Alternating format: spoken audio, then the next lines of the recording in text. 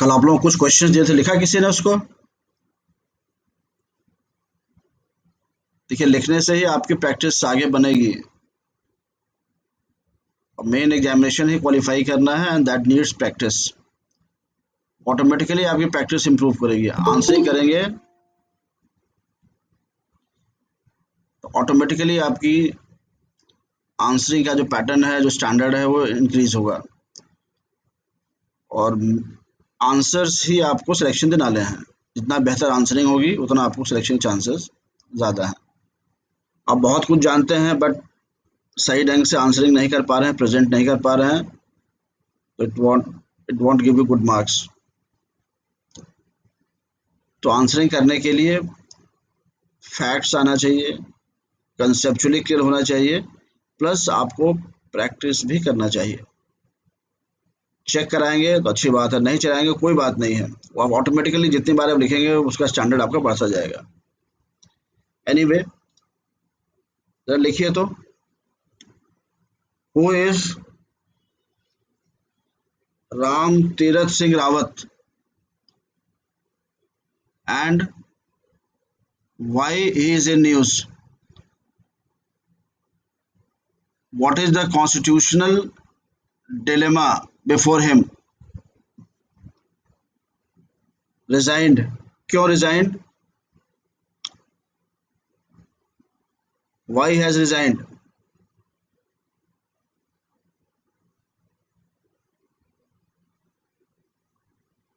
Why Ram Tirath Singh Rawat has resigned? Ram Tirath Singh is the Chief Minister of Uttarakhand. He has not resigned, but in fact he has to resign. उनको resign करना पड़ा due to just one constitutional requirement that is there for any minister to remain as a minister. No no, कोई controversial corruption पर नहीं है। पढ़ा किसने इसको? तो बहुत इंपॉर्टेंट चीज है। आर्टिकल 194 देखिए जरा तो, आर्टिकल 75(5) एंड आर्टिकल 194(5). कॉन्स्टिट्यूशन का article 74(5), 74 clause 5 and 194 clause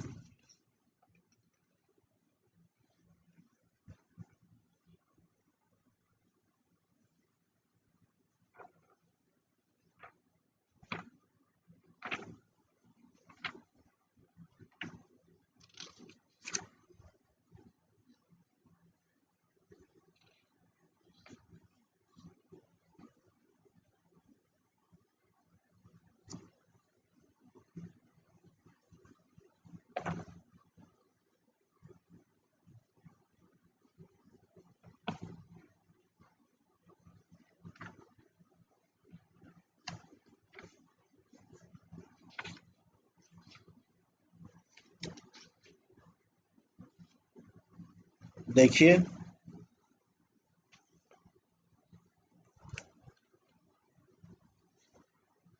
article 75 clause 5 and article 164 clause 4, ये दोनों देखिए तो। देखिए, क्वेश्चंस का आंसर तभी देना चाहिए जब आपको आता हो, गेस वर्क कभी मत करिए। गेस वर्क एलएलबी तक ठीक है, गेस वर्क आपको नहीं करना है। आंसर अगर नहीं आता है तो फिर उसको गलत आंसरिंग नहीं करनी है एग्जाम में, ध्यान रखिएगा। कभी भी गलत उत्तर मत लिखिए। पढ़िए article 75 clause 5 and article 164 clause 5 4, 164 clause 4। What is the requirement? Article 75 clause 5 and Article 164 clause 4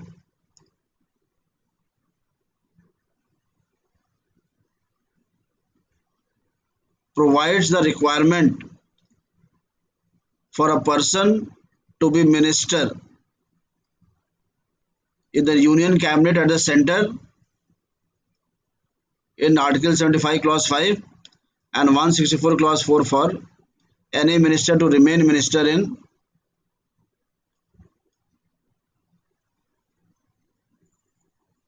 state cabinet ministry. Article 75(5) says that देखिए कोई भी व्यक्ति केंद्र में मंत्री बन सकता है, but he has to become an MP within 6 months. पहले तो कोई एमपी हो, इसका मतलब ये केवल एमपी ही मंत्री बन सकते हैं. Every person has to be an MP जो कि मंत्री बनेगा सेंटर में. लेकिन अगर किसी को मंत्री बना दिया जाएगा और अगर उस समय एमपी नहीं है वो, ही कैन बी मेड, लेकिन फिर 6 महीने के अंदर उसको इलेक्ट होके आ जाना है, otherwise he has to leave his post. State में यही आर्टिकल 164 क्लॉज 4 में कि कोई मंत्री, कोई भी व्यक्ति राज्य में मंत्री बन सकता है, वो एमएलए हो चाहे ना हो. लेकिन अगर एमएलए नहीं है वो व्यक्ति तो विद इन 6 months उसको एमएलए बन के आ जाना है. That means he has to be an MLA to continue as a minister. और रामचंद्र सिंह यादव जो हैं आपके, ये फरवरी में बने थे minister, chief minister, and he is not an MLA. तो उनको विद इन 6 months एमएलए बनकर आ जाना था. वो शायद पीरियड इनका एक्सपायर कर रहा है सितंबर में. और कोई भी बाई इलेक्शंस उत्तराखंड में अभी नहीं हुआ जिससे कि इलेक्शन लड़ सके वो, और ना ही सितंबर तक संभावना है ऐसी ड्यू टू कोविड. तो ये कंडीशन जो है, इस कंडीशन के कारण इनको रिजाइन करना पड़ रहा है ताकि कोई दूसरा व्यक्ति मंत्री बने. वो अंडरलाइन हो सकता है कारण कि करप्शन में थे, तो भाई यही इसी आधार पर हटा दीजिए, डायरेक्टली ना हटाकर इनको इसी आधार पर बना दिया जाए. तो article 75(5) for union cabinet and article 164 clause 4 for any person to remain as a minister in state cabinet, उसको एमएलए होना होगा, और अगर नहीं है तो विद इन 6 months इलेक्ट होके आ जाना होगा. That is there. अब आइए हम लोग जो फंडामेंटल राइट्स कर रहे थे उसको हम लोग आगे बढ़ाया जाए. तो लिखिए फंडामेंटल राइट्स.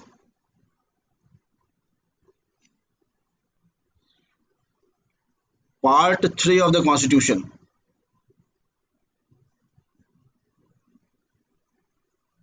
आर्टिकल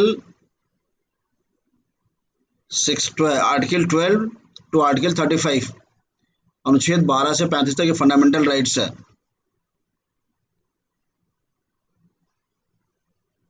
फिर इसके ग्रुप्स हैं फंडामेंटल राइट्स के. तो पहला ग्रुप है आपका आर्टिकल 12 एंड 13.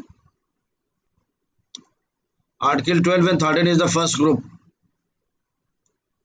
जिसमें कि फंडामेंटल राइट्स के जनरल प्रोविजंस हैं. अर्थात जो फंडामेंटल राइट्स पढ़ेंगे उन पर, इस सब पर लागू होता है आर्टिकल 12 और 13 के जो प्रोविजन है. फिर नेक्स्ट आपका ग्रुप है आर्टिकल 14 टू 18, अनुच्छेद 14, 15, 16, 17, 18, ये राइट टू इक्वालिटी में आता है. और पहले भी शायद मैंने आपको बताया हुआ है, थोड़ा सा आपको ध्यान देना पड़ेगा. क्वेश्चन जो आता है कई बार आता है, discuss the nature of right to equality given in the constitution of India. भारतीय संविधान में अनुच्छेद समानता के अधिकार, राइट टू इक्वालिटी के प्रकृति की चर्चा करिए. तो आप प्रोविजन से केस लड़ेंगे. तो राइट टू इक्वालिटी का मतलब आर्टिकल 14 टू 18. जनरली स्टूडेंट्स केवल आर्टिकल 14 लिख के चले आते हैं, that is equality before law. Article 14 में है equality before law and equal protection of law, विधि के समक्ष समानता और विधि का समान संरक्षण, ये आर्टिकल 14 में है। तो अगर प्रश्न आता है राइट टू इक्वालिटी, तो that means you have to write from article 14 to 18, और इक्वालिटी बिफोर लॉ आता है, इक्वल प्रोटेक्शन ऑफ लॉ आता है, तब आर्टिकल 14 की बात आप करेंगे। तो जैसे ही nature of right to equality की बात आएगी, you have to define article 14, इसमें भी जो भी है कि arbitrariness is the now parameter to decide the violation of right to equality. Article 14 के अनुसार मनमानापन, कोई भी कृत्य अगर मनमानापूर्ण है तो वह आर्टिकल 14 का वायलेशन है, इक्वालिटी बिफोर लॉ का वायलेशन है। फिर आप 15 की बात करेंगे, state can not discriminate between religion, race, caste, sex and place of birth, reservation के इशूज इसी में है। फिर आर्टिकल 16 में राइट टू एम्प्लॉयमेंट वाला एस्पेक्ट है, और आर्टिकल 18 में राइट टू स्टेटस वाला एस्पेक्ट है। इन चारों बातों को लिखना पड़ेगा आपको, राइट टू इक्वालिटी प्रश्न आता है तो, एक प्रकृति को डिस्क्राइब करते हुए विद केस लॉज एटसेट्रा, इसका विशेष ध्यान रखना है। फिर नेक्स्ट ग्रुप आता है 19, 20, 21, 22, that is right to freedom, स्वतंत्रता का अधिकार, आर्टिकल 19 टू 22 है। इसमें फिर अलग अलग प्रकार के फ्रीडम्स हैं। इसमें भी प्रश्न आता है एक, डिस्कस राइट टू फ्रीडम, तो आपको आर्टिकल 19 से लेकर आर्टिकल 22 तक लिखना है। और कई बार आता है discuss the various fundamental freedoms, जो मौलिक स्वतंत्रताएं हैं, तो वो आर्टिकल 19(1)(a) की बात कर रहा है। आर्टिकल 19(1) में जो बातें दे रखी हैं, इतने प्रकार के फ्रीडम्स आपके हैं, फ्रीडम ऑफ स्पीच और the freedom of association etcetera जो दे रखा है। तो क्वेश्चंस को थोड़ा आपको जब भी एग्जामिनेशन में ध्यान देना पड़ेगा, क्या चीज़ पूछ रहा है वो। मतलब राइट टू फ्रीडम पूछा आपने, एक लिख के चले आए, राइट टू इक्वालिटी पूछा, केवल आप आर्टिकल 14 लिख के चले आए, तो फिर चीज़ें गड़बड़ हो जाएंगी। फिर आपका है right against exploitation, article 23 and 24, जिसमें आपका मिनिमम वेजेज एक्ट, न्यूनतम मजदूरी अधिनियम, जिसमें चाइल्ड लेबर, ये सारी बातें हैं। एक्सप्लॉयटेशन के खिलाफ जो आपको अधिकार मिले हुए हैं, ये फंडामेंटल राइट्स में है।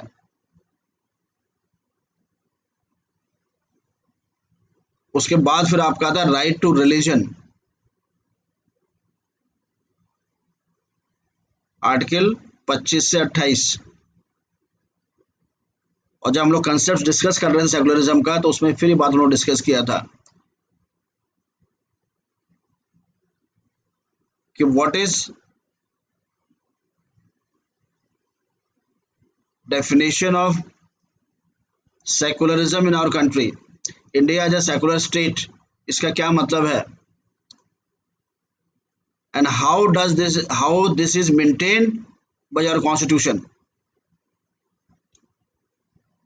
या कैसे हमारे संविधान में इसको मतलब मान्यता दी गई है या इसका निर्धारण किया गया है। तो सेकुलरिज्म के एस्पेक्ट्स या प्रोविजंस अलग से बताया कि 27 और 28 ज़्यादा इंपॉर्टेंट है सेकुलरिज्म के लिए। और राइट टू रिलीजन जो आपकी है, वो थोड़ा सा डिफरेंट अधिकार है। Personal right to religion individual level पर, फिर एक कम्युनिटी लेवल पर 25 इंडिविजुअल पर है, 26 एज ए ग्रुप मिला हुआ है आपको, 27-28 स्टेट के लिए है। तो बेसिकली जो प्रोविजंस आर्टिकल्स 27 और 28 हैं, वो डिनोट करते हैं कि how India is a secular state, जो उन्होंने काफी डिस्कस किया था, कल उन्हें आंसर लिखकर दिखाए भी थे। फिर आपका एजुकेशनल एंड कल्चरल राइट्स, शैक्षिक और सांस्कृतिक अधिकार, जिसमें कि माइनॉरिटीज को भी राइट्स दिया हुआ है। तो जो हम लोग कल डिस्कस कर रहे थे पॉइंट,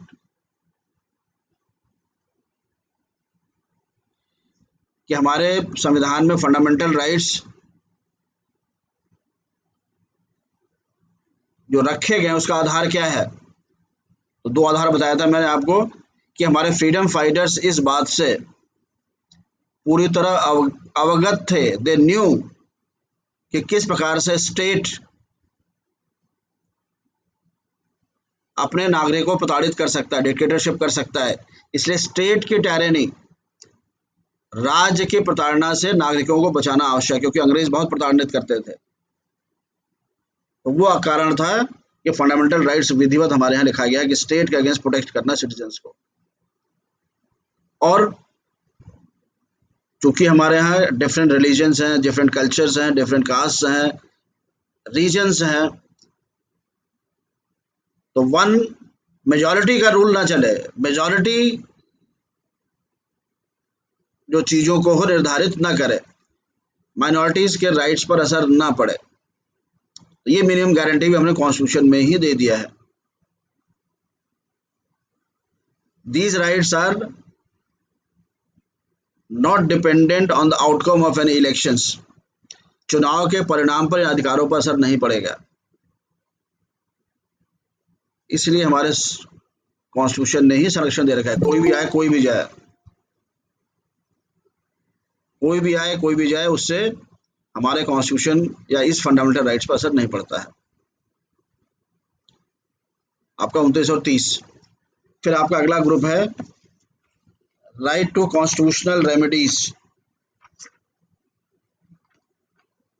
ये आपका है आर्टिकल 31।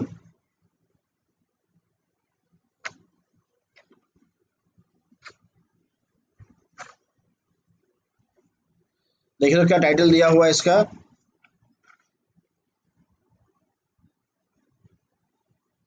इसका टाइटल क्या दिया हुआ है।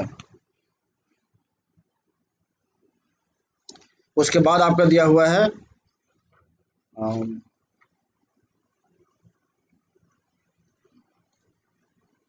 इसका टाइटल है राइट टू कॉन्स्टिट्यूशनल रेमेडीज, संवैधानिक उपचार का अधिकार। आर्टिकल 32 से लेकर आर्टिकल 35 तक। तो जो कॉन्स्टिट्यूशनल रेमेडीज है वो भी फंडामेंटल राइट है। कोई अगर राइट आपको दिया गया है लेकिन अगर उसको एनफोर्स करने का कोई तरीका गारंटीड नहीं है, तो दैट फंडामेंटल राइट्स और दैट राइट्स आर यूजलेस। तो जो आपके पास उपचार है मौलिक अधिकारों के प्रवर्तन के लिए,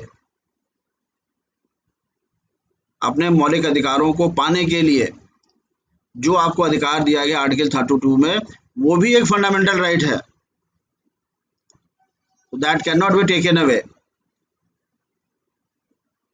और कहा जाता है कि soul of the Indian constitution is article 32। ये कथन किसने दिया था?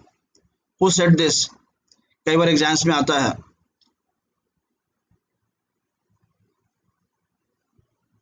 Doctor B R Ambedkar. Doctor B R Ambedkar ने कहा था कि article 32 is the soul of our Indian constitution.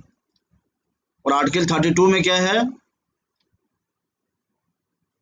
Constitutional remedy, that is अगर किसी के मौलिक अधिकारों का हनन होता है तो उसको कैसे वह एनफोर्स कराएगा, कैसे उसको लागू कराएगा, कैसे परिवर्तित कराएगा, वो आर्टिकल 32 है। और ये अपने आप में एक फंडामेंटल राइट है। ठीक। फिर आप 33, 34, 35 में देखेंगे कुछ रेस्ट्रिक्शंस हैं कि किस प्रकार के कुछ ऐसे कम्युनिटीज हैं, कुछ ऐसे अधिकार इंडियन सिटीजन से पर्सन जिनको कि थोड़ा फंडामेंटल राइट्स पर रेस्ट्रिक्शन है, जैसे आर्म फोर्सेज हैं, पैरामिलिट्री फोर्सेज हैं, इनके राइट्स पर थोड़ा सा रेस्ट्रिक्शन है। वो फिर आपका 33, 34, 35 में लिखा हुआ है।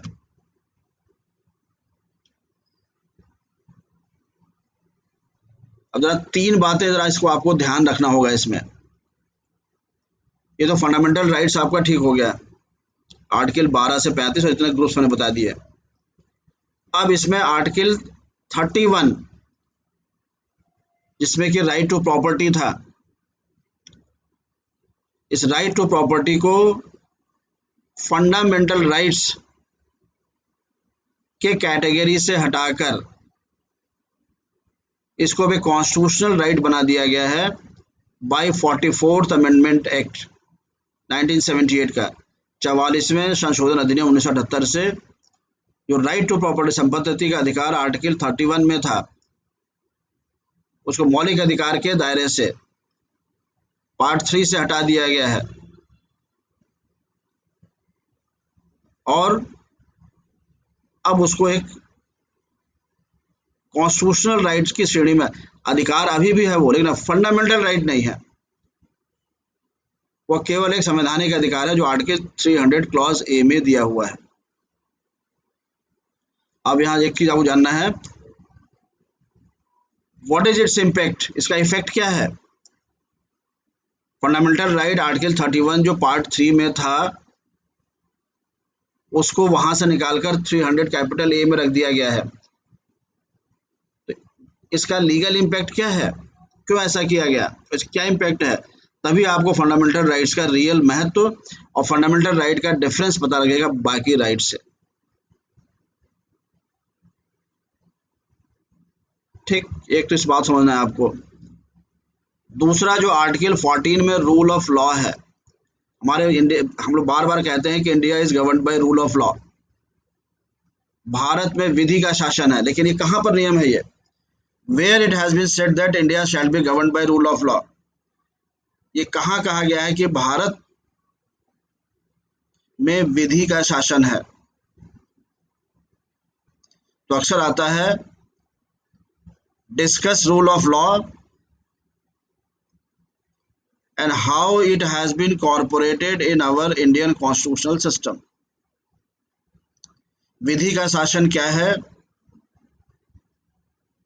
और कैसे इसको भारतीय संवैधानिक व्यवस्था में शामिल किया गया है या निहित किया गया है। तो आर्टिकल 14 के थ्रू इसको इनकॉर्पोरेट किया गया है, equality before law and equal protection of law.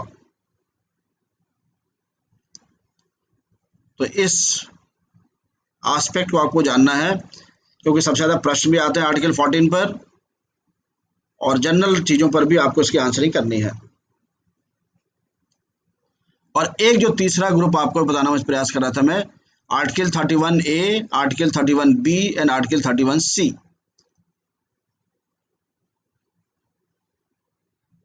Article 31 clause capital A, article 31 capital B और आर्टिकल 31 कैपिटल सी, ये क्या है, इसमें कौन से प्रोविजंस हैं। इसका टाइटल देखिए सब लोग, तो हमने सारे फंडामेंटल राइट्स के ग्रुप्स लिख लिए।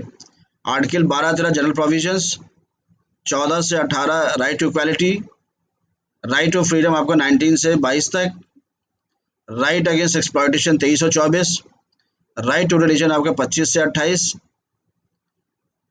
एजुकेशनल एंड कल्चरल राइट्स 29 और 30, राइट टू कॉन्स्टिट्यूशनल रेमेडीज 32 से 35। लेकिन बीच में article 31 capital A, article 31 capital B और आर्टिकल 31 कैपिटल सी, ये प्रोविजंस दिए हुए हैं, ये क्या है और इतने ये महत्वपूर्ण है। हाँ, लिखा हुआ है इसमें सेविंग ऑफ सर्टन लॉस, मतलब कुछ विधियों को बचाया गया है। तो किस चीज से बचाया गया है,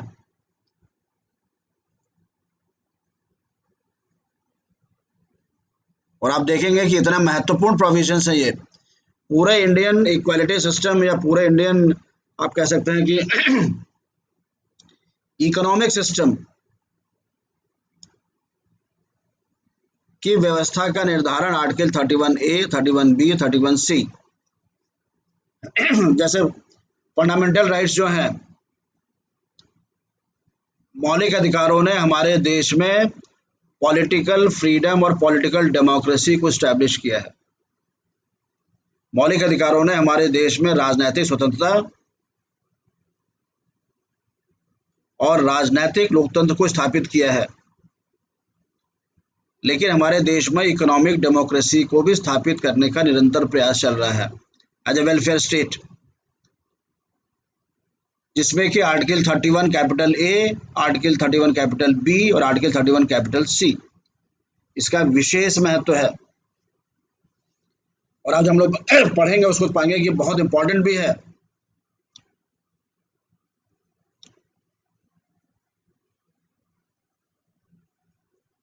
आर्टिकल 31 ए और आर्टिकल 31 कैपिटल बी, इन दोनों को जोड़ा गया है फर्स्ट अमेंडमेंट एक्ट से। पहले संशोधन अधिनियम से ही जोड़ दिया गया था।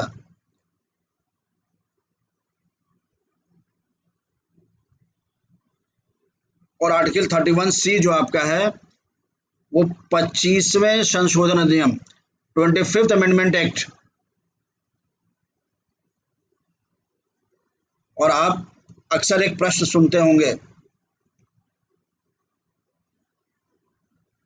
एग्जाम्स में भी आता है कि what is the relation between fundamental rights and directive principles, मौलिक अधिकारों में और नीति निर्देशक तत्वों में क्या संबंध है, इन दोनों में कौन बड़ा है। अगर दोनों में आपस में कन्फ्लिक्ट आएगा, आर्टिकल 31 कैपिटल ए, आर्टिकल मतलब फंडामेंटल राइट्स और डायरेक्टिव प्रिंसिपल पार्ट 4 में है, लिखा हुआ है साफ साफ, they are fundamental principles in the governance of the country. Directive principles हैं वो देश के मौलिक सिद्धांत हैं जो कि देश के शासन में इनका प्रयोग किया जाएगा। तो अगर कोई प्रोविजन पार्ट 4 का डायरेक्टिव प्रिंसिपल का आता है और वहीं पर मौलिक अधिकार के इम्प्लीमेंट करने की बात आती है और दोनों में कन्फ्लिक्ट होता है, तो किसको प्राथमिकता दी जाएगी, ये प्रश्न आपका अक्सर आता है सवाल में almost every second third year. तो ये 31 सी से ही डिफाइन होता है।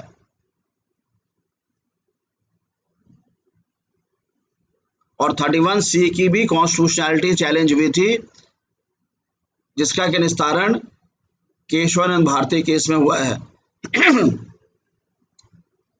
केशवानंद भारती केस में 2 अमेंडमेंट चैलेंज हुए थे। 24th अमेंडमेंट,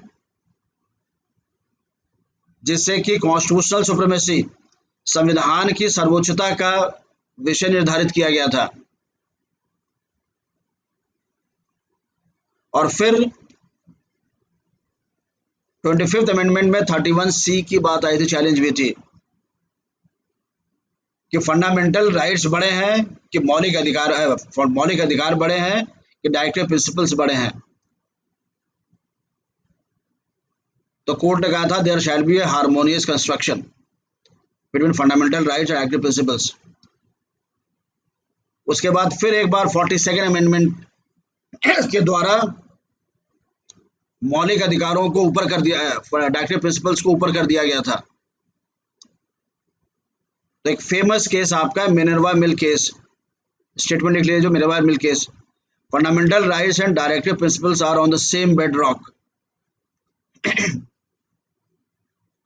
मौलिक अधिकार और नीति तत्व एक ही बेड रॉक पर हैं, एक ही धरातल पर हैं,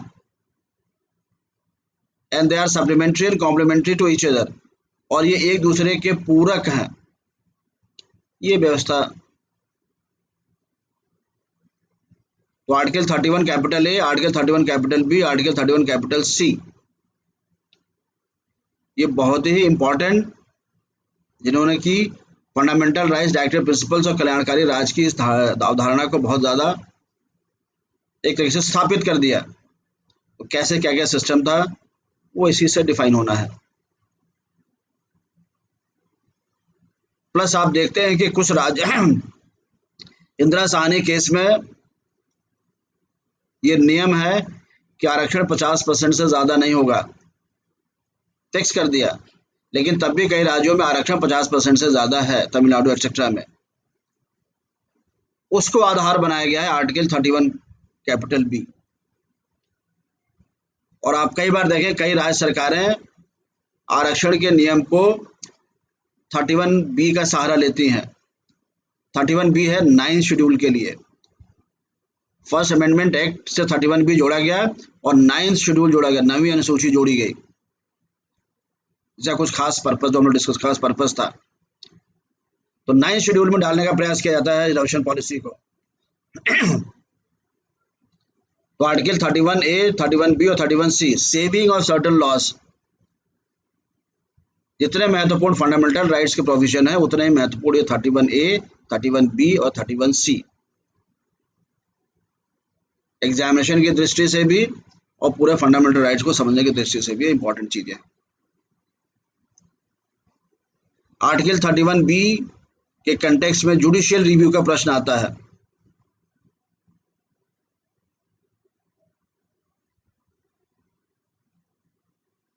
अब जरा आर्टिकल 13(2) देखिए तो अनुच्छेद 13(2),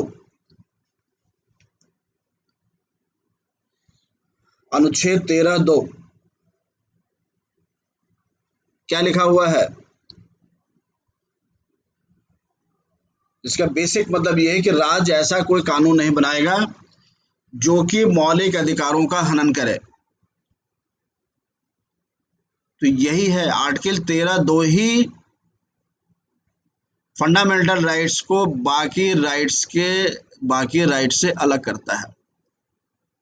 अनुच्छेद 13(2) ही वह बल देता है फंडामेंटल राइट्स को। कॉन्स्टिट्यूशन ने रिस्ट्रिक्शन कर दिया है कि स्टेट ऐसा कोई लॉ बनाएगा ही नहीं जो मौलिक अधिकारों का उल्लंघन करे। तो आर्टिकल 13(2) से ही जुडिशियल रिव्यू का सिद्धांत जुड़ा हुआ है, न्यायिक प्रयोग सिद्धांत जुड़ा हुआ है, plus amendability of fundamental rights, मौलिक अधिकारों का संशोधन हो सकता है कि नहीं हो सकता, यह भी आर्टिकल 13(2) से जुड़ा हुआ है। मौलिक अधिकार अन्य अधिकारों से अलग है, वो भी आर्टिकल 13(2) से ही जुड़ा हुआ है। तो कंसेप्चुअली और इंपॉर्टेंस वाइज आर्टिकल 13(2) ही एक महत्वपूर्ण प्रावधान है जिसको समझना है। और सेविंग ऑफ सर्टेन लॉज की जो हम लोग बात कर रहे हैं, article 31(A), article 31(B), article 31(C), इन सबको 13(2) से ही बचाया गया है। 13(2) में लिखा हुआ है कोई ऐसा लॉ नहीं बनाएगा स्टेट, लेकिन 31A, 31B, 31C पर लागू नहीं हो रहा है। तो ये थोड़ा सा कंसेप्चुअली आपको चीजों को समझना है।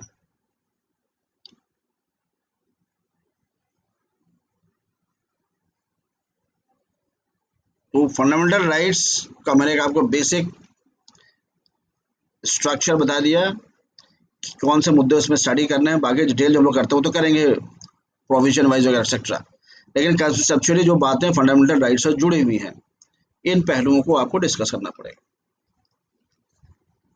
अब हम लोग स्टार्ट करते हैं जनरल प्रोविजन से, दैट इज आर्टिकल 12 और 13। लिखिए जरा तो आर्टिकल 12 एंड 13।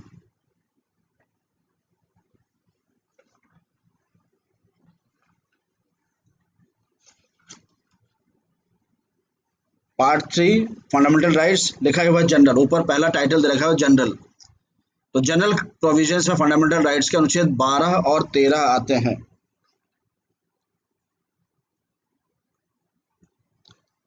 जिसमें कि 12 में डेफिनेशन है स्टेट की, राज्य की परिभाषा है,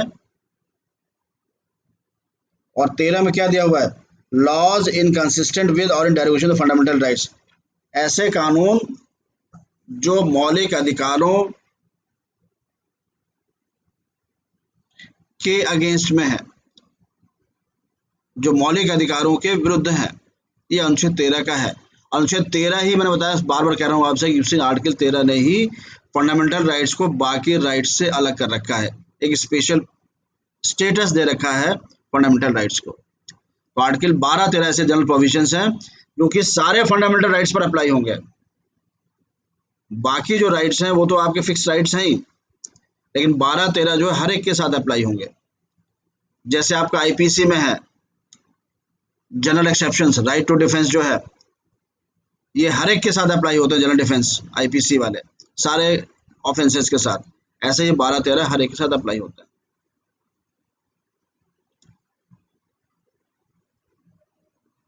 अब आर्टिकल 12 लिखिए।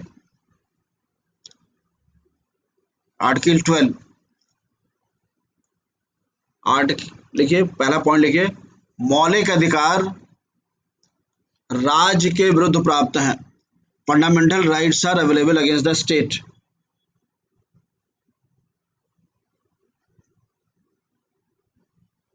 तो स्टेट का मतलब India is a welfare state, UP is a state, Allahabad university is a state, Delhi university is a state, Meerut university is a state, UPSRTC, ONGC, ये सब स्टेट हैं। लेकिन आपके आर्टिकल 12 में क्या लिखा हुआ है? आर्टिकल 12 में लिखा हुआ है, in this part unless the context otherwise requires, the states includes government and parliament of India, government and the legislature of each of the states, and all local or other authorities within the territory of India or under the control of India। ये राज्य की परिभाषा है, लेकिन ये परिभाषा केवल part 3 के लिए ध्यान रखिएगा। आर्टिकल 12 में जो स्टेट की डेफिनेशन है वो केवल मौलिक अधिकारों के संदर्भ में है। ये स्टेट की परिभाषा और जगह पर लागू नहीं होगा unless otherwise given in the constitution. जब तक संविधान में ये बात कही नहीं गई है तब तक जो ये परिभाषा है राज्य की जो 12 में दिया हो गया ये केवल पार्ट 3 पर फंडामेंटल राइट्स पर लागू हुआ। और स्टेट की डेफिनेशन में क्या है, देखिए, कोई भी जब आर्टिकल्स आप पढ़ते हैं या सेक्शंस पढ़ते हैं उसको आपको ब्रेक करना होता है, उसको ब्रेक करके पढ़ना पड़ेगा। तो लिखिए, पहला लिखा हुआ है, unless the context otherwise requires, जब तक कि इस भाग में कोई अन्य बात ना लिखी हो, पहली चीज। दूसरा, स्टेट इंक्लूड्स, राज्य में शामिल होंगे। पहला, government and parliament of India, Bharat सरकार और भारत की संसद। फर्स्ट, मतलब भारत की सरकार और भारत की संसद दोनों राज्य की परिभाषा में आएंगे। तो जब आप आगे पढ़ते हैं अनुच्छेद 13 में, 14 में आगे, the state shall not do this, the state shall not discriminate between its citizens. Article 15 में पढ़ेंगे आप, राज्य अपने नागरिकों के बीच भेदभाव नहीं करेगा। Only on the grounds of religion, race, caste, sex and place of birth, जो 5 ग्राउंड्स हैं, ये राज्य नहीं करेगा। तो मतलब कौन सा राज्य? जो परिभाषा आपके आर्टिकल 12 में दे रखा है वो सभी। तो राज्य से मतलब केवल हम गवर्नमेंट ऑफ इंडिया, स्टेट्स ना समझें। तो पहला चीज है government of India and parliament. दूसरा, government of state and legislature of state, हर राज्य की राज्य सरकारें और राज्य विधायिका, ये भी अनुच्छेद 12 के स्टेट की डेफिनेशन में आती हैं। तीसरा, ऑल लोकल अथॉरिटीज, सभी स्थानीय निकाय। स्थानीय निकाय से मतलब क्या है? लोकल अथॉरिटीज से मतलब क्या है? आपने पढ़ा होगा कि हम लोग अब आजकल 3 टियर गवर्नमेंट की तरफ बढ़ रहे हैं। हम लोग त्रिस्तरीय सरकार की तरफ बढ़ रहे हैं। भारत की जो राज्य व्यवस्था है, जो सरकारी तंत्र है, वो 3 स्तरीय व्यवस्था की तरफ बढ़ रहा है। 3 टियर गवर्नमेंट इन इंडिया। पहले आपका सेंट्रल गवर्नमेंट, फिर स्टेट गवर्नमेंट, अब लोकल अथॉरिटीज क्रिएट हो रही हैं।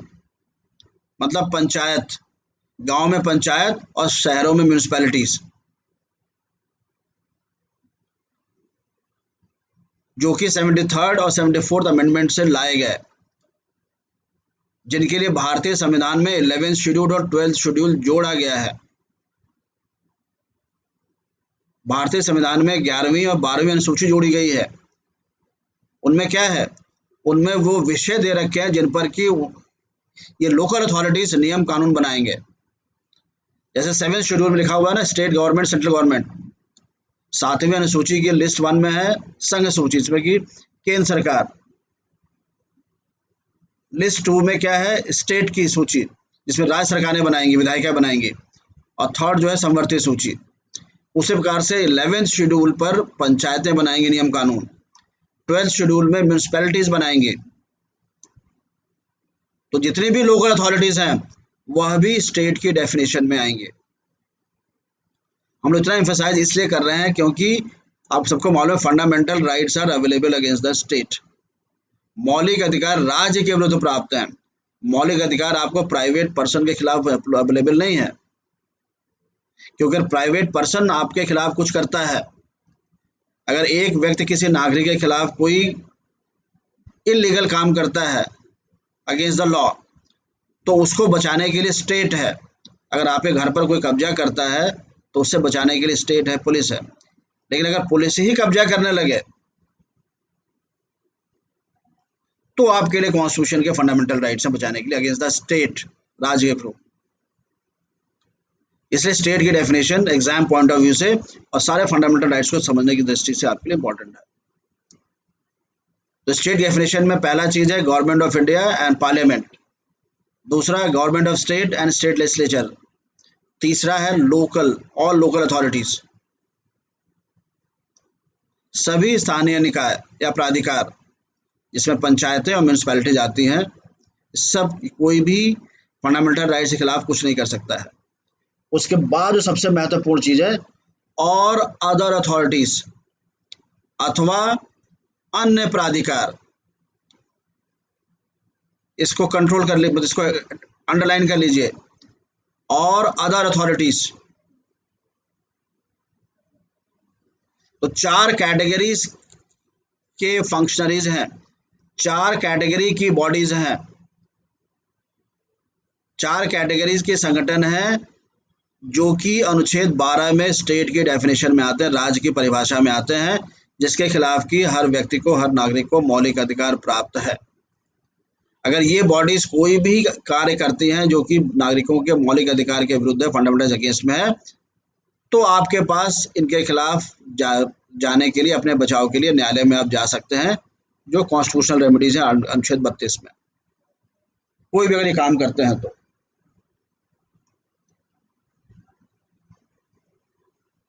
क्लियर है बात? फिर आगे लिखा हुआ है within the territory of India और within the control of India. दो बातें हैं, within the territory of India और under the control of government of India. Other authorities जो भारत के भूभाग में है, भारत के क्षेत्र में है, within the territory of India और within the control of government of India. तो within the territory of India ठीक है, आपका पंचायतें हैं, तमाम हो गई है, या जो अन्य अथॉरिटी हम लोग पढ़ेंगे अभी। With in the control of India क्या हुआ, मतलब ऐसे संस्थाएं, ऐसे निकाय जो भारत सरकार के कंट्रोल में है, लेकिन अगर भारत के भूभाग से बाहर हैं,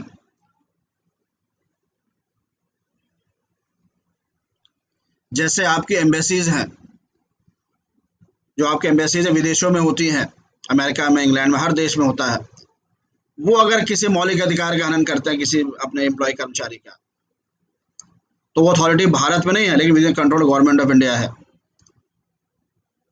जो शिप्स हैं आपके, जो बाहर जाते हैं, वो भारत के अधिकार क्षेत्र के अंदर नहीं, लेकिन शिपिंग कॉर्पोरेशन ऑफ इंडिया का है, लेकिन जहाज आपका देश के बाहर है, वहां कोई अगर मौलिक अधिकारों का, तो आर्टिकल 12 में इन बात पे ध्यान रखना है कि आर्टिकल 12 में डेफिनेशन ऑफ स्टेट है, और वह स्टेट जिसके खिलाफ आपको फंडामेंटल राइट्स मिला हुआ है। और आर्टिकल 12 में स्टेट की परिभाषा जो है, that will apply only to fundamental rights. ये भाग 3 के संदर्भ में ही है, अन्य जगह लागू नहीं होगा।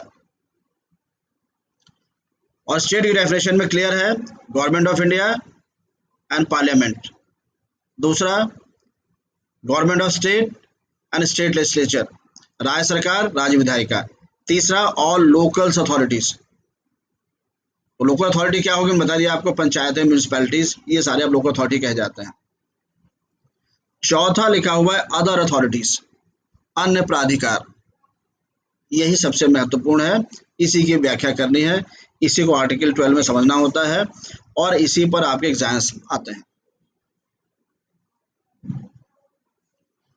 प्लस ये अथॉरिटीज कौन सी, कोई अन्य प्राधिकार जो भारत सरकार के टेरिटरी में हो, जो भारत के टेरिटरी में हो, भारत के भूभाग में कोई टेरिटरी है तो उसको अकॉर्डिंगली काम करना पड़ेगा, वो फंडामेंटल राइट्स के खिलाफ काम नहीं कर सकता है।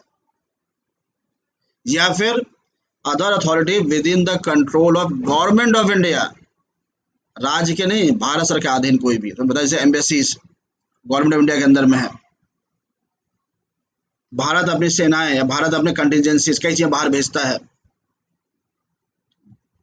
वहां पर अगर वो चीजें फंडामेंटल राइट्स का उल्लंघन करती हैं तो वो भी राज्य नहीं कर सकता है। तो इन बातों 6 बातों को ध्यान रखना है। कितने कैटेगरीज के डेफिनेट स्टेट हैं, इंडिया, स्टेट, लोकल्स और अथॉरिटीज, 4 कैटेगरी का बना रखा है। और कौन से, जो भारत सरकार, भारत के भूभाग में हो या फिर भारत सरकार के नियंत्रण में, control of government of India. तो ये आर्टिकल 12 स्टेट की डेफिनेशन। तो 3 चीजें तो एकदम क्लियर हैं, पार्लियामेंट भी क्लियर है, गवर्नमेंट ऑफ इंडिया क्लियर है, गवर्नमेंट ऑफ स्टेट क्लियर है, स्टेट लेजिस्लेचर क्लियर है, लोकल्स क्लियर है। लेकिन what does this authorities means, other authorities means, तो लिखिए, other authority means any instrumentality और एजेंसी ऑफ स्टेट, राज्य का कोई भी अभिकरण या अभिकर्ता, वो अदर अथॉरिटी के परिभाषा में आएगा। अदर अथॉरिटीज का मतलब है एनी इंस्ट्रूमेंटेलिटी और एजेंसी ऑफ, जो अब स्टेट बाकी 3 देख रहे हैं, इनके कोई भी अभिकरण या अभिकर्ता होगी, वह भी स्टेट की डेफिनेशन में आ जाएगा। तो अदर अथॉरिटीज की जो हम लोग बात कर रहे हैं, अदर अथॉरिटीज का मतलब instrumentality and agency of the state, राज्य का जो अभिकरण अभिकर्ता होगा वह भी स्टेट की परिभाषा में आएगा, अर्थात मौलिक अधिकार का निर्बंधन उस पर भी लागू होगा। लेकिन ये इंस्ट्रूमेंटेलिटी और एजेंसी का सिद्धांत आया कैसे, ये नियम आया कैसे?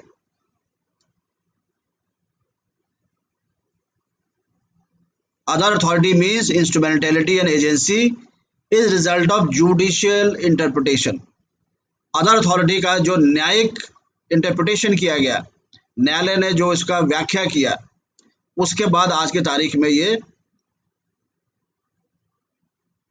नियम स्थापित हो गया है कि अथॉरिटी का, अदर अथॉरिटी का मतलब है एनी इंस्ट्रूमेंटेलिटी और एजेंसी ऑफ द स्टेट, वो अन्य प्राधिकार की परिभाषा में आएगा और वह भी स्टेट की परिभाषा में आएगा। तो सवाल यही आता है, देखिए कोई भी लॉ में कोई चीज इवोल्यूशन के जरिए आई है तो वो आपके लिए इंपॉर्टेंट हो जाता है। जैसे fundamental rights can be amended not, evolution के जरिए स्टेप बाय स्टेप कोर्ट ने बताया है। तो ऐसे ही इंस्ट्रूमेंटेलिटी और एजेंसी अदर अथॉरिटी में राज्य की परिभाषा में आता है, यह आज का तारीख का नियम है, टुडे आज का।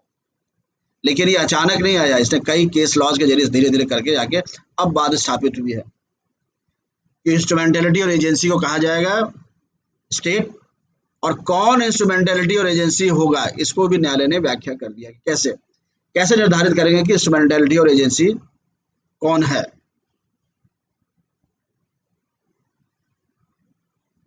तो दैट मीन्स स्टेट की डेफिनेशन जो आर्टिकल 12 में है उसमें government of India parliament, government of state state legislature, locals and other authorities, that means instrumentality and agency of the state. राज्य के अभिकरण और अभिकर्ता अन्य प्राधिकार की परिभाषा में आते हैं। ये आपके स्टेट हो गए, 4 कैटेगरीज, प्लस जो भारत के भूभाग में हो या भारत सरकार के नियंत्रण में हो। तो ये आपको आंसर लिखना है। अब नेक्स्ट स्टेप आपका रहेगा कि what do you mean by other authority, अन्य प्राधिकार से क्या तात्पर्य है, और अन्य प्राधिकार में कौन से प्राधिकार आते हैं, और इनका न्यायिक व्याख्या से इसका इस नियम का स्थापना कैसे हुआ है। तो आता है discuss and define other authorities as given in article 12। तो आप बताएंगे आर्टिकल 12 में अदर अथॉरिटीज का मतलब है एनी इंस्ट्रूमेंटेलिटी और agency of state. Other authority का अनुच्छेद 12 में तात्पर्य है राज्य का कोई भी अभिकरण और अभिकर्ता, और अदर अथॉरिटी में अभिकरण और अभिकर्ता आएंगे, ये न्यायिक व्याख्या का परिणाम है। The definition and expansion of other authorities into instrumentality and agency is the result of judicial interpretation by various cases of the Supreme Court।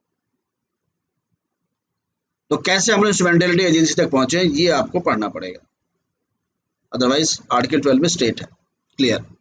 तो एक बात हम लोग को ये पढ़नी है कि what is instrumentality and agency, क्योंकि आप देख रहे हैं कि इलाहाबाद यूनिवर्सिटी स्टेट है, मेरठ यूनिवर्सिटी स्टेट है, दिल्ली यूनिवर्सिटी स्टेट है, ओएनजीसी, इलेक्ट्रिसिटी बोर्ड, सब स्टेट हैं, लेकिन आर्टिकल 12 में तो कहीं लिखा नहीं है। तो सारे के सारे अदर अथॉरिटीज में आते हैं। ये सब स्टेट की इंस्ट्रूमेंटेलिटी और एजेंसी हैं। तो इसको आपको समझना है। और इंस्ट्रूमेंटेलिटी एजेंसी का एक बेसिक फीचर बता रखा है कोर्ट ने कि अगर किसी भी संस्था में ये बातें हैं तो वह इंस्ट्रूमेंटेलिटी और एजेंसी हो गई सरकार की, और जैसे ही वो इंस्ट्रूमेंटेलिटी एजेंसी होगी वैसे ही वो राज्य की परिभाषा में आ गई, और जैसे ही वो राज्य की परिभाषा में आ गई अब उस पर भी मौलिक अधिकारों को लेकर वही रेस्ट्रिक्शन है, वही लिमिटेशंस हैं जो कि भारत सरकार, भारत संसद स्टेट पर है। तो ये थोड़ा सा बड़ा टॉपिक है, इसको हम लोग डिस्कस करेंगे डिटेल, डायरेक्ट एग्जाम्स में आपके आता है, और शायद लास्ट ईयर ही आया, इसके पहले आर्टिकल 12 पर डिफाइन स्टेट।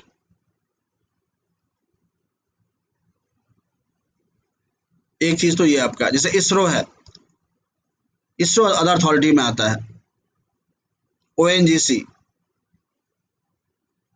तो ये किस कैसे आ रहे हैं ये आपको डिफाइन जुडिशियल प्रोनाउंसमेंट्स में करना है। दूसरी बात, जो स्टेट की डेफिनेशन आर्टिकल 12 में है वही स्टेट की डेफिनेशन आपका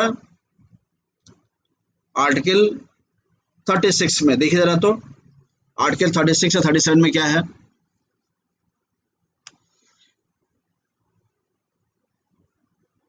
नहीं, हाई कोर्ट जुडिशरी नहीं आता है, judiciary does not come with the definition of state. इसलिए आप देखिए जुडिशरी के खिलाफ कभी रेट्स दाखिल नहीं होती हैं। अभी हम लोग आएंगे, स्टेट के डेफिनेशन में आता है और आने से क्या परिणाम है, कॉन्स्टिट्यूशनल रेमेडीज आपको मिलेगा, कॉन्स्टिट्यूशनल रेमेडीज आपको मिलेगा जो डेफिनेशन ऑफ स्टेट के दायरे में आता है। तो आर्टिकल 32 का और फिर 226 का प्रयोग आप स्टेट के खिलाफ ही कर पाते हैं, कभी हाईकोर्ट के खिलाफ जुडिशियल राइट साइड में रिट नहीं होगी, वो केवल आगे सुप्रीम कोर्ट में अपील होगी। तो अभी उस पर आएंगे, उस बातों पर अभी आएंगे। अभी तो बेसिक में क्रक्स तक आप पहुंच जाए कि आर्टिकल 12 में स्टेट में आखिर where is the crux of the issue कहां पर है। एक तो ये हो गया। दूसरा, आर्टिकल 36 37 में देखिए क्या लिखा हुआ है, लिखा हुआ है डेफिनेशन ऑफ स्टेट,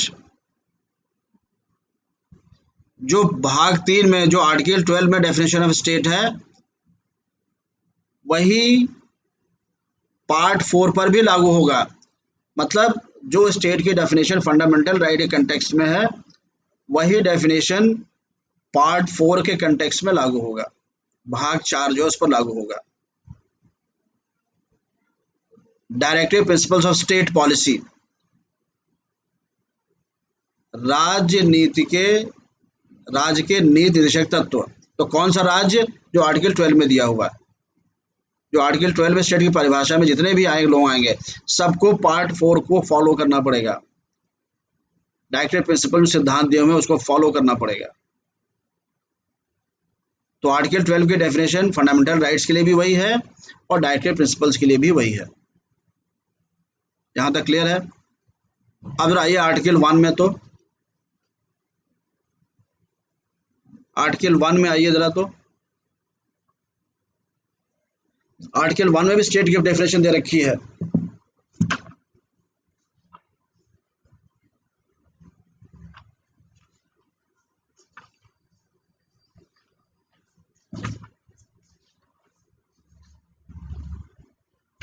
आर्टिकल 1,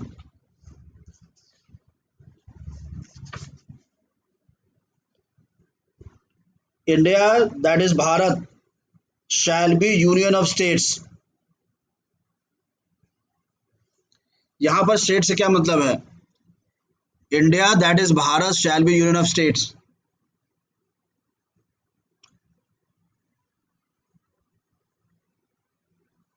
यहां पर स्टेट से मतलब है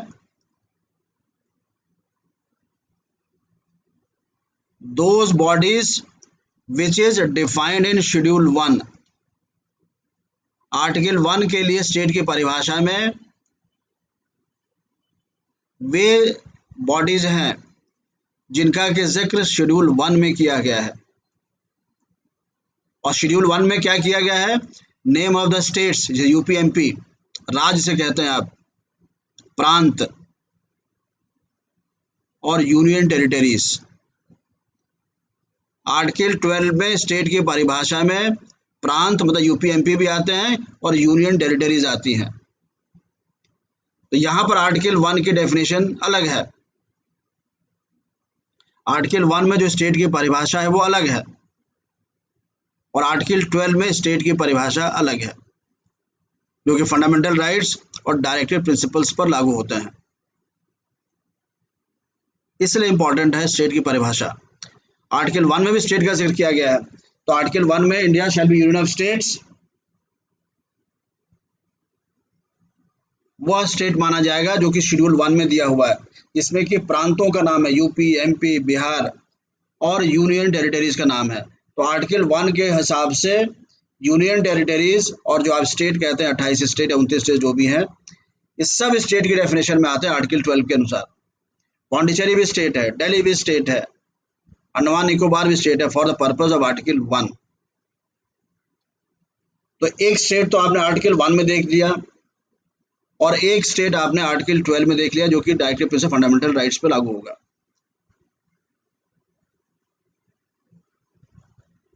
अब जरा एक लिखिए तो,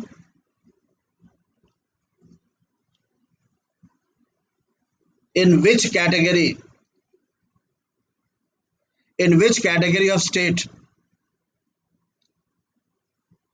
the following bodies come.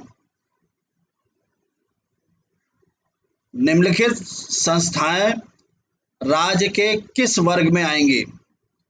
Article 1 में आएंगी कि आर्टिकल 12 में आएंगी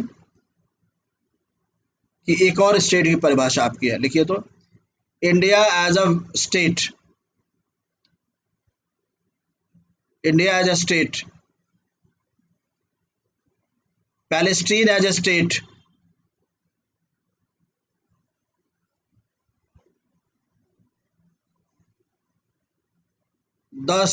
तीसरा पॉइंट लिखिए, the solution of Palestine and Israel lies in two state theory. Israel और फिलिस्तीन का विवाद दो राज्य सिद्धांत में निहित है। फिर India as a secular state, India as a welfare state,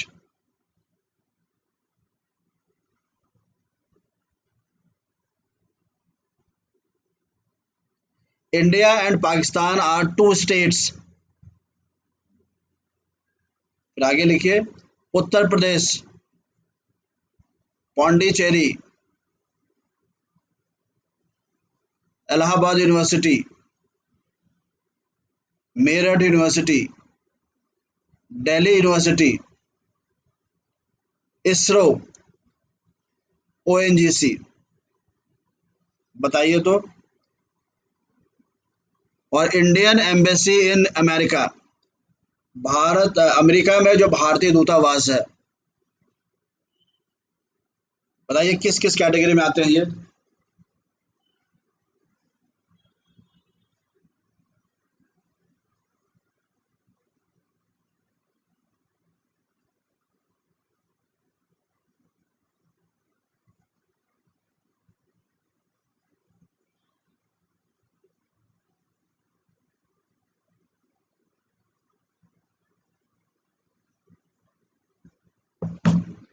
किस कैटेगरी में आते हैं सब ये।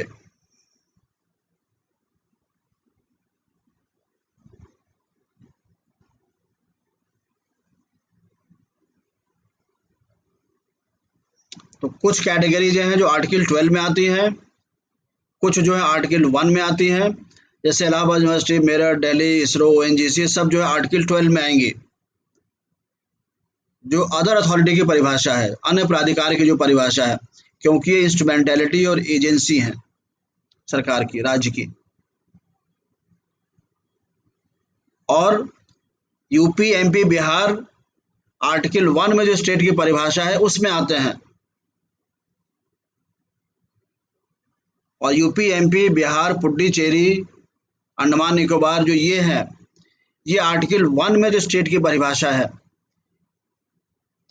India shall B union of state, India that is Bharat shall be union of states, Bharat राज्यों का संघ होगा। तो इस राज्य, कौन राज्य होंगे, जो फर्स्ट शेड्यूल में है, इसमें यूपी, एमपी, बिहार प्रांत भी आते हैं और ये भी। लेकिन हम जो बात करते हैं India as a state, India is a welfare state, India is a secular state, ये किस स्टेट की बात हम करते हैं। लिखिए, state is basically a political entity, राज्य मुख्यतः एक राजनैतिक इकाई है।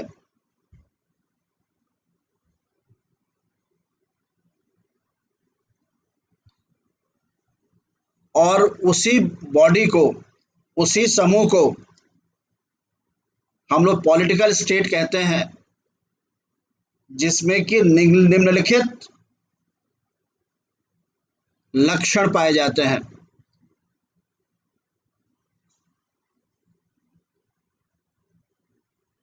विच वर डिसाइडेड इन द मॉन्टेवीडियो कन्वेंशन। मॉन्टेवीडियो एक शहर है, वहां पर एक कन्वेंशन ट्रीटी हुई थी, जिसमें बताया गया कि जिस समूह में, जिस बॉडी में, जिस देश में ये लक्षण होंगे उसे हम स्टेट कहेंगे। जिसमें कि पहली शर्त आपका है, it should have fix territory, उसका एक निश्चित भूभाग होना चाहिए।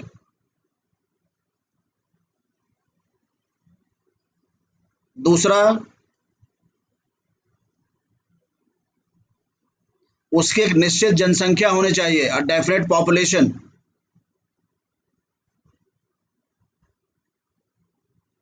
तीसरा, उसमें एक गवर्नमेंट होनी चाहिए, सरकार होनी चाहिए। चौथा, वह अपने जैसे ही इकाइयों से संबंध बनाने में सक्षम होना चाहिए। It should be capable of making relation with other units. और पांचवा जो है, सब सॉवरेनिटी, संप्रभु होना चाहिए। तो मॉन्टेवीडियो कन्वेंशन के अनुसार ये 5 लक्षण होंगे, तो उसको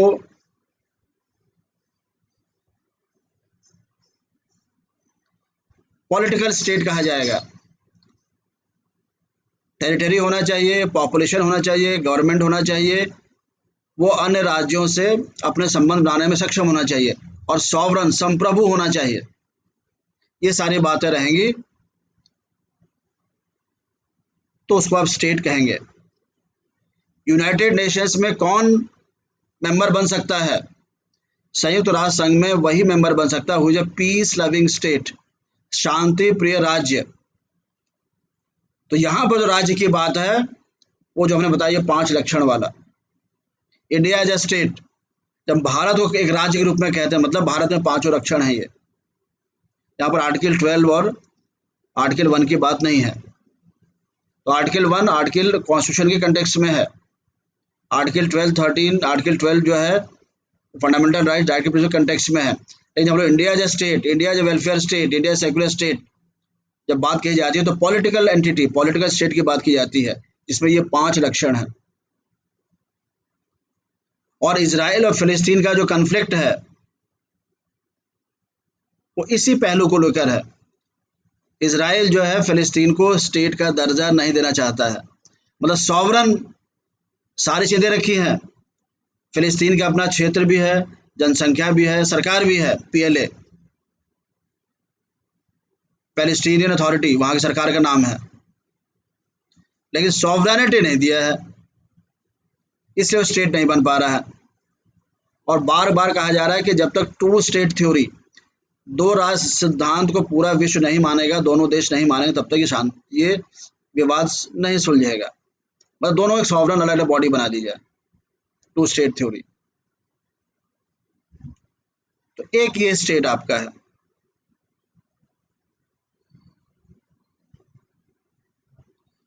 तो क्लियर कट दिमाग में आना चाहिए कि जब कब हम लोग आर्टिकल 1 के स्टेट की बात कर रहे हैं, कब हम लोग आर्टिकल 12 डायरेक्टिव प्रिंसिपल स्टेट की बात कर रहे हैं, और कब हम लोग इंडिया एज स्टेट की बात कर रहे हैं, इंडिया एज वेलफेयर स्टेट की बात कर रहे हैं, इंडिया एज सेकुलर स्टेट की बात कर रहे हैं।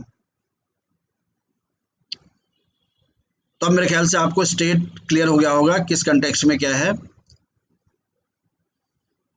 तो आर्टिकल 12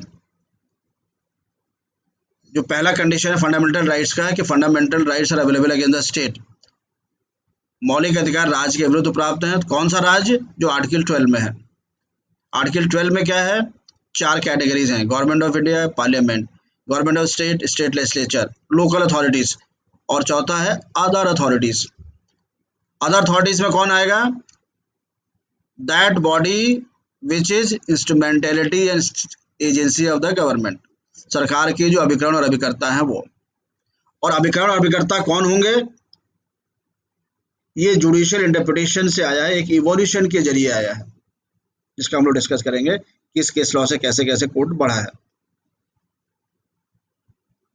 प्लस ये जो स्टेट्स हैं जो बताया आपने, या तो ये भारत के भूभाग में होना चाहिए या कि भारत सरकार के नियंत्रण में होना चाहिए। इतनी बातें आपको आर्टिकल 12 में जाननी है, और सेम स्टेट डेफिनेशन आपके लागू होगी डायरेक्टिव प्रिंसिपल्स पे भी। तो एक चीज जो हम लोग को पढ़ना है अभी, दैट इज इवोल्यूशन, उद विकास, कैसे स्टेट की परिभाषा, कैसे अदर अथॉरिटीज की परिभाषा कैसे निरंतर बढ़ती गई है, और इस स्तर पर आ गई है कि जो भी इंस्ट्रूमेंटेलिटी एजेंसी होगा सरकार का वो स्टेट की डेफिनेशन में आएगा। ठीक, एक मुद्दा तो ये है। दूसरा इशू है आपका, लिखिए, in this era of economic liberalisation private sector needs to be included in the definition of state.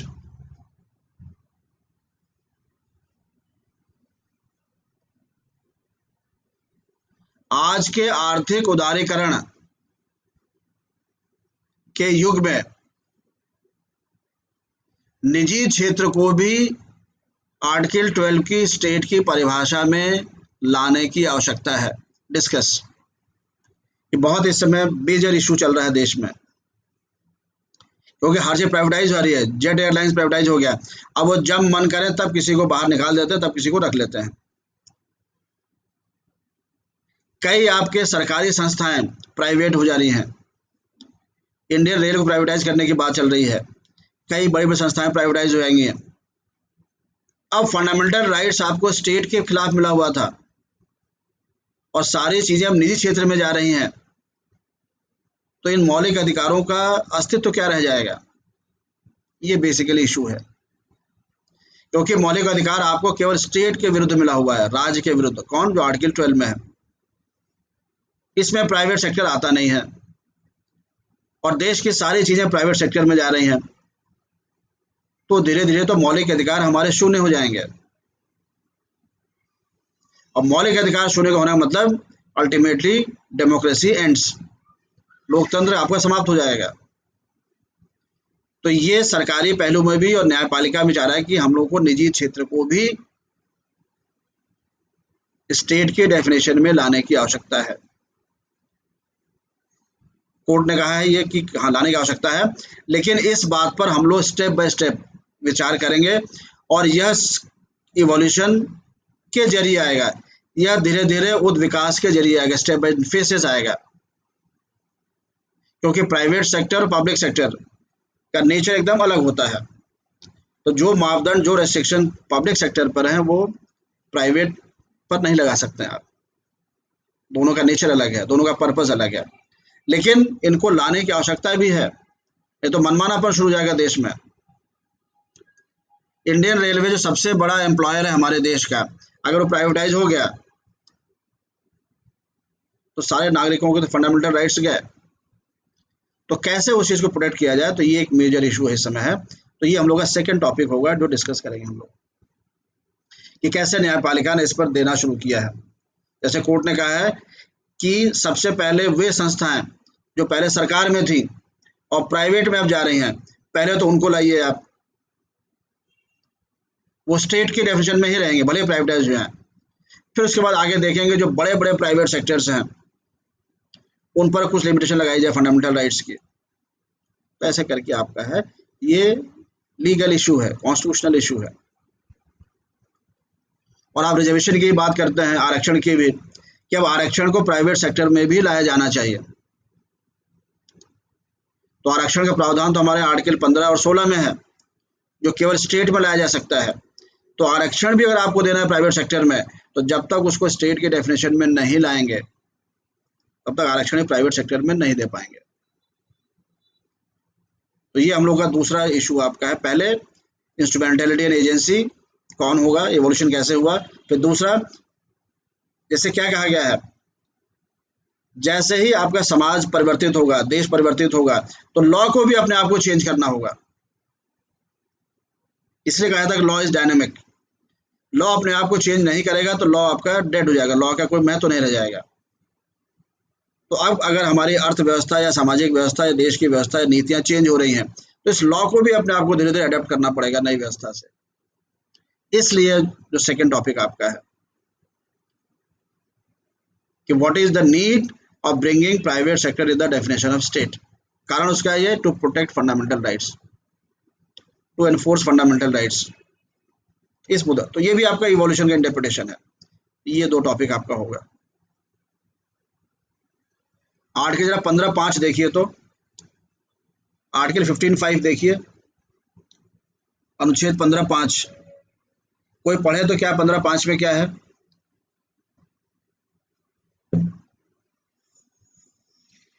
कोई पढ़े व्हाट इज रिटन इन 15(5)?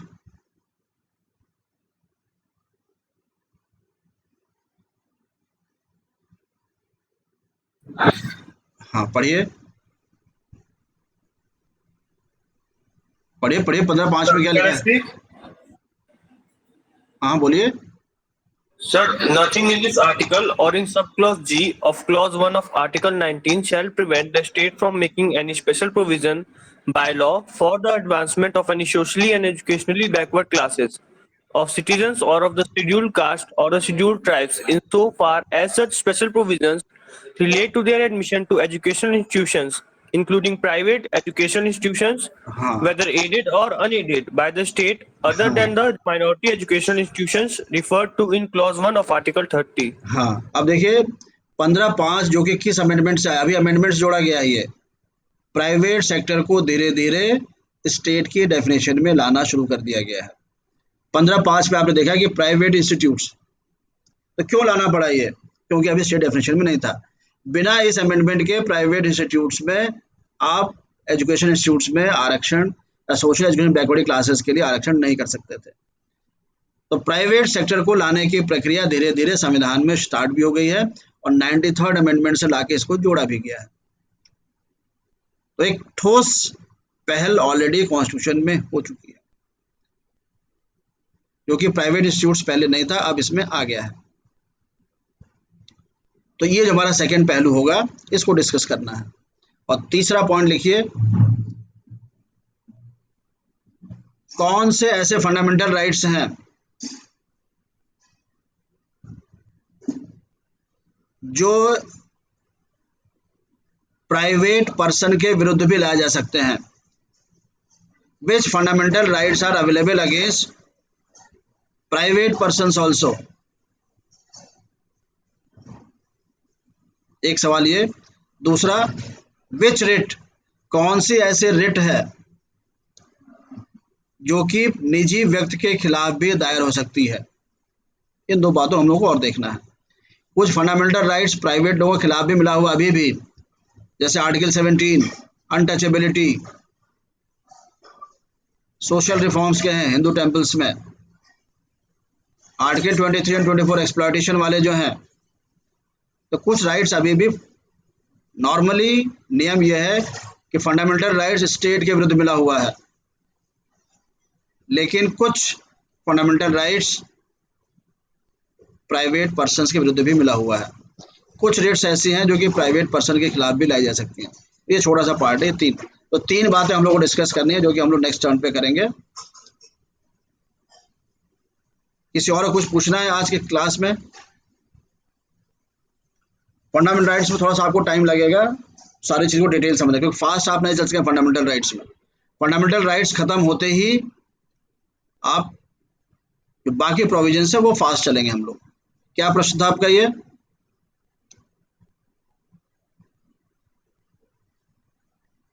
अभी आएगा ना, ये तो अभी पढ़ेंगे हम लोग। आर्टिकल 31C आएगा तब पढ़ेंगे कि फंडामेंटल राइट और इनके बीच में अगर कन्फ्लिक्ट होगा तो क्या होगा। मैंने बताया ना, they are on same bedrock, conflict की बात ही नहीं होगी इनमें। हम लोग आएंगे जब 31 से डिस्कस करेंगे। और कोई?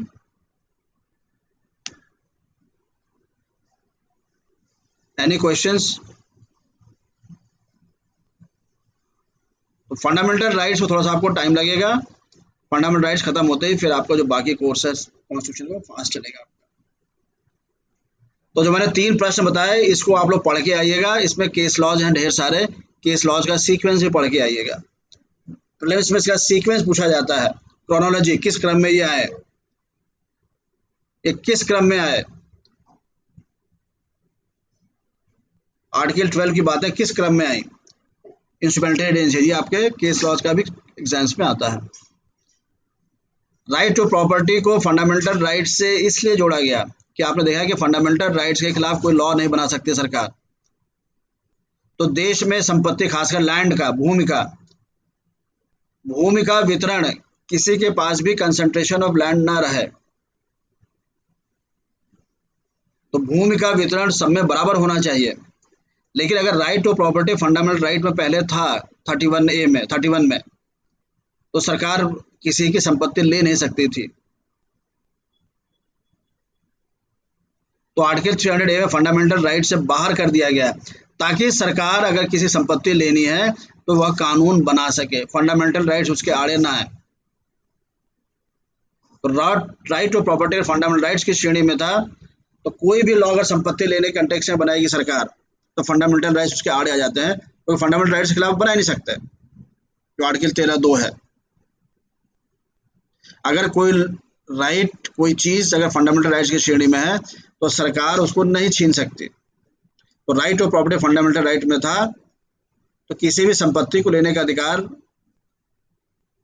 नहीं था सरकार को। लेकिन अब लैंड का वितरण करना है, समान सबको लोगों में बांटना है, भूमि का अधिग्रहण करना है, नेशनल हाईवेज बनने हैं, बड़े बड़े फैक्ट्रियां बननी हैं। तो ये सब संभव नहीं रहता अगर आर्टिकल फंडामेंटल राइट की श्रेणी में आपका रहेगा। अब आर्टिकल 300A में जोड़ दिया, फंडामेंटल राइट से बाहर लिख दिया गया है, इसमें लिखा हुआ है in accordance with law, right to property आपको इन अकॉर्डेंस विद लॉ ही मिला हुआ है। तो अगर सरकार ने कोई नियम बना दिया कि भाई किसी के पास इससे ज्यादा जमीन नहीं रहेगी, तो आप उसको न्यायालय में चैलेंज नहीं कर सकते, सरकार ले लेगी भूमि और दूसरे में बांट देगी, पहले नहीं कर सकती थी, इसलिए ऐसा किया गया। तो promote equal distribution of property, equal distribution of land, और जो आर्टिकल 31C के प्रोविजंस हैं उनको इम्प्लीमेंट करने के लिए। और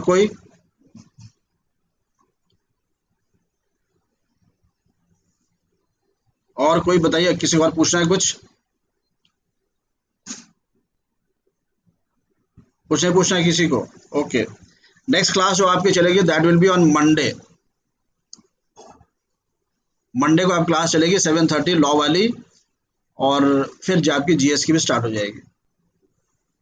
चलिए, ओके, थैंक यू।